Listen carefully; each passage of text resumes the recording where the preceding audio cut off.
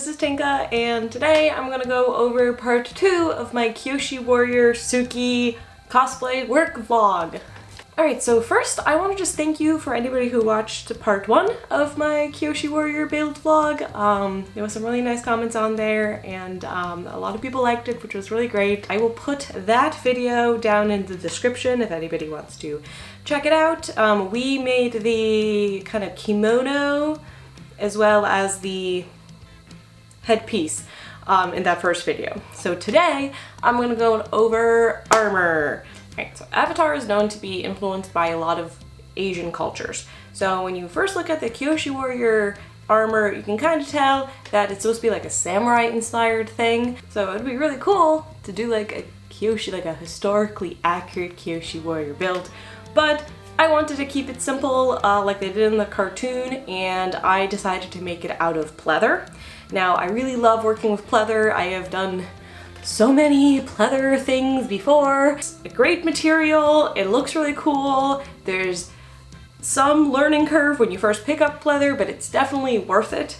So I picked this pleather out. The color's great. It was also definitely like a softer pleather, which is easier to sew, but it also doesn't hold its shape much. So I knew that when I picked it that I had to kind of interface it with a thicker pleather material as well as line it. Step 1 for armor making is to make the pattern. So I taped myself up with this like patterning paper I have and masking tape, and I put it on my sister and I drew out the lines that I wanted. So it's actually been a couple of weeks since I first patterned out this armor, and I am jumping back into it. This look weird, but not bad. So now I think I'm going to cut these out. I'll have to label them pretty clearly, cut them out, and start putting them on my fabric. Does not look hot, but I added a bunch of marks here and a bunch of lefts and rights, so I can try to keep this whole monstrosity straight.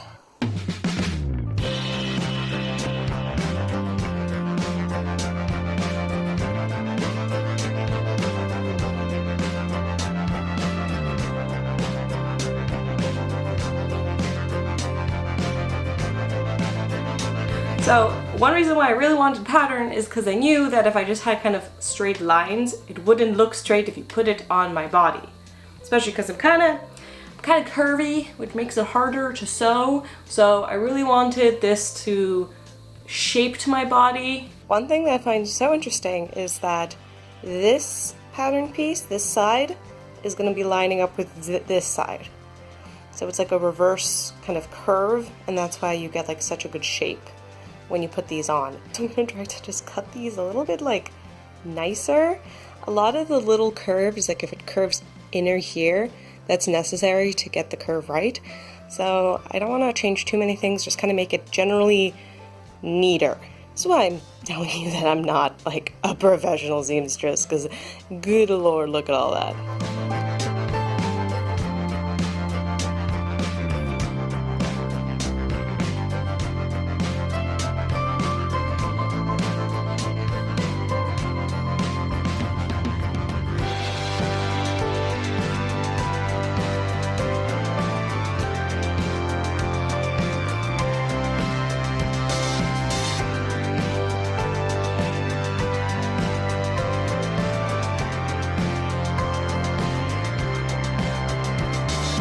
So I got that out from my material and I sewed it together, and thank God it worked.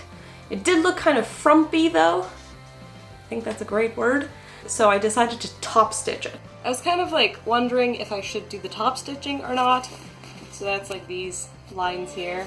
So this is with top stitching, and then you can see over here without it. And like, this is pleather. You shouldn't be like ironing pleather because it's just gonna melt. So yeah, obviously this versus this, what looks better? Top stitching.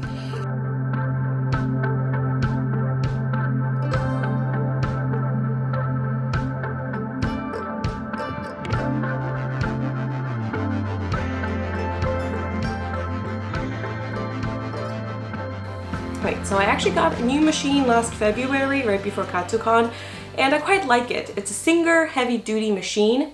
The one thing that I wish that it had is a kind of slider for how fast you go, because you can control the speed by just pushing the pedal lighter, but that never works for me. Like, I always end up zooming down anyway.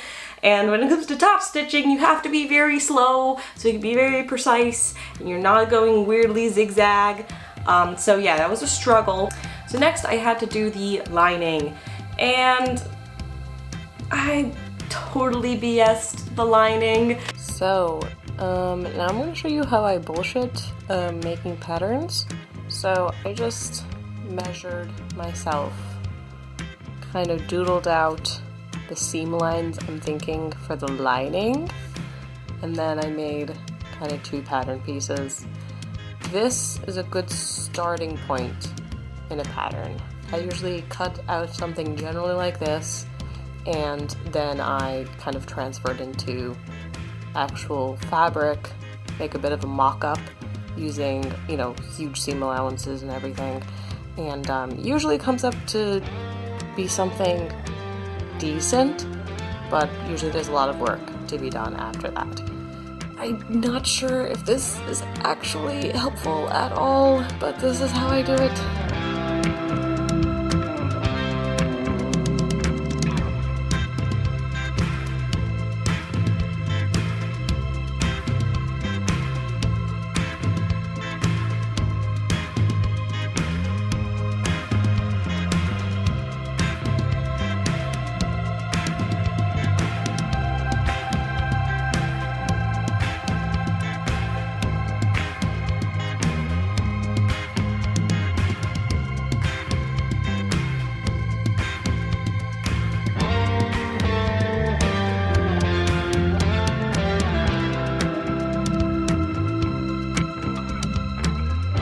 This is also when I decided to have a sturdier piece of pleather, like right between the lining and the outer pleather piece. I have this very kind of thick pleather material that I might kind of use as some interfacing, especially just like in the front area. But I don't know, I need to play around with that.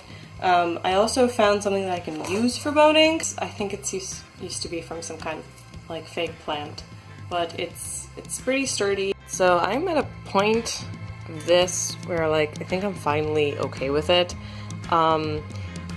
So I was thinking about how to stabilize this armor, because the fabric that I have here is really kind of floppy, for lack of a better term. So I was thinking of either boning it or doing some kind of interfacing. So I'm actually interfacing it with a thicker, oh, it doesn't start till like here, but I'm actually interfacing it with a thicker pleather. You can kind of see it there, which I've shaped to the general shape that I need, and I'm trying to make it like lay nicely. And before it was super wrinkly, and now it's really not too bad. So I think I'm gonna go with this. It's still kind of puckered because I'm using needles. So I think I'm actually gonna take a curved needle and actually sew between here to kind of keep it taut, so this thing could have a good shape to it. But God, this was this was kind of exhausting. And you can see here, right, there's no interfacing, that's still very floppy. I'm not sure what I'm gonna do with that. Try and test for armor. It's not perfect, but I think it's looking pretty good. I need to make the back panel. And then once I have the attachments here, this will all be pulled up, so it should be all nice and smooth. So yeah, next steps will be kind of sewing around the sides.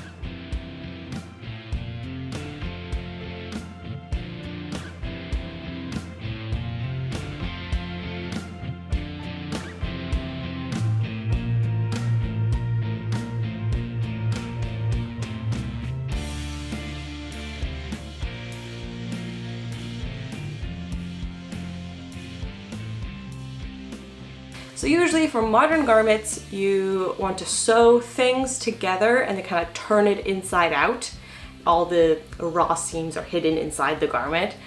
But with this, with like various layers of pleather and lining, I didn't want to do that. So to reduce frumpiness, I just kind of sewed them together normally.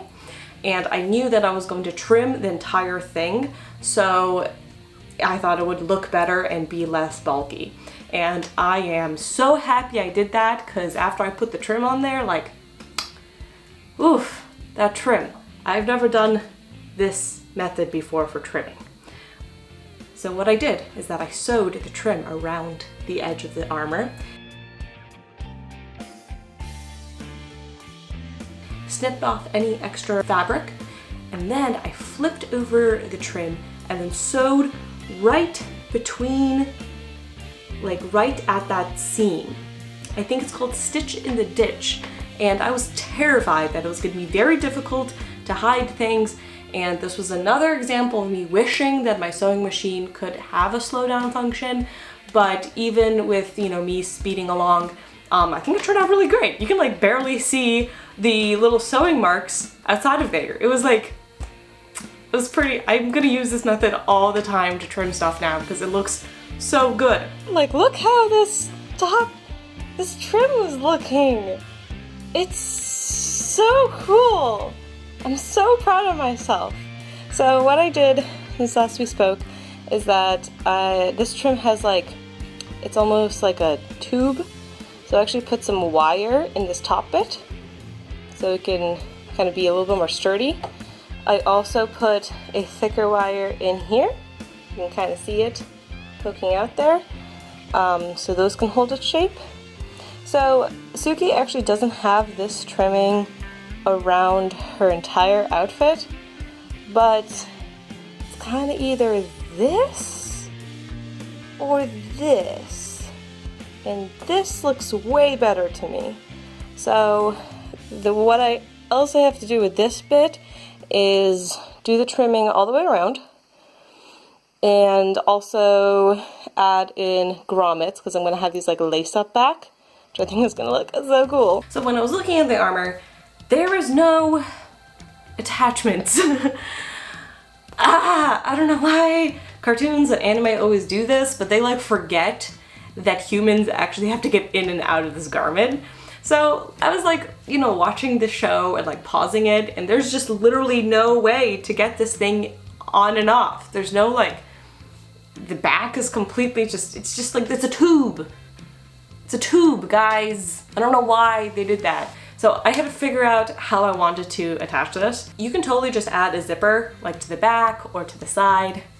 But I'm kind of the camp that if I'm gonna have like an obvious attachment like that, then I want to kind of make it look as cool as possible. So I decided to do a lace-up back, which is probably not at all historically accurate, but I freaking love how it looked.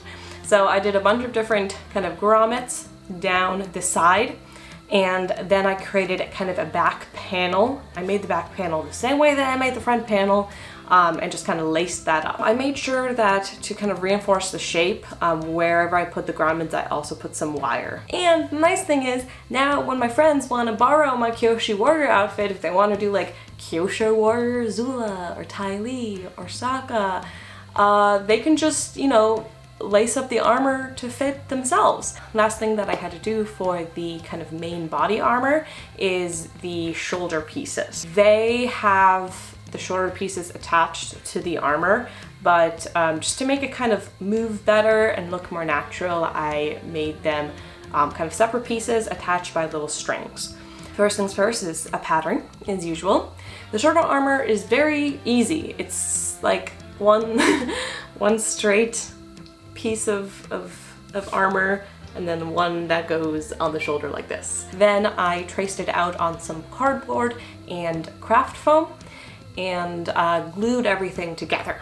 So a big thing that I want to do is to do a pleather covered armor for this. So I took my paper pattern that I used for like the structural bits with the cardboard and the craft foam, and I traced it out on some of my black pleather. So I kind of made like a sleeve almost. All right, so this is currently how the armor looks on me. And it's not bad, but I kind of want it to sit like this. Like this instead of this. Ah, no, it fell. Look at the other one. Yeah, so right now it's sitting like this. I kind of want it to sit like this. Kind of where this part would be straight up, not to the side. So I think I'm gonna add just a little piece of material right on this side, so it'll kind of make sure that it sits up correctly. Then to attach the shoulder bits to like the main armor bit, I added some grommets and just used string.